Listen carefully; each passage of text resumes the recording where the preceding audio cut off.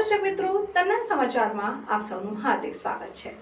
સુરતના કલેક્ટર અને ચૂંટણી અધિકારી ડોક્ટર સૌરભ પારગીની અધ્યક્ષતામાં જે તે વિધાનસભા દીઠ ઇલેક્શન નોડલ અધિકારીને ઈવીએમ અને વીવીપેટની ફાળવણી કરી દેવામાં આવી છે। સુરતની કુલ 16 વિધાનસભામાં 23,000 ઈવીએમ મશીન ફાળવવામાં આવ્યા છે।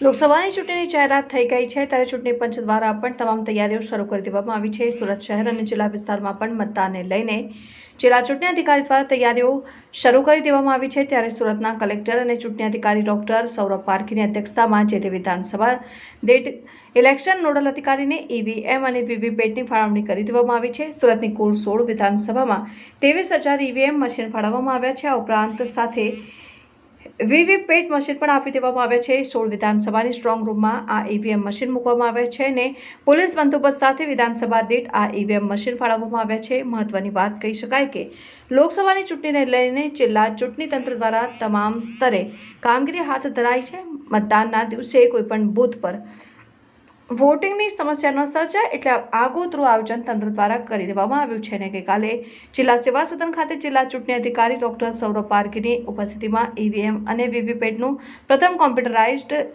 રેન્ડમાઇઝેશન કરવામાં આવ્યું।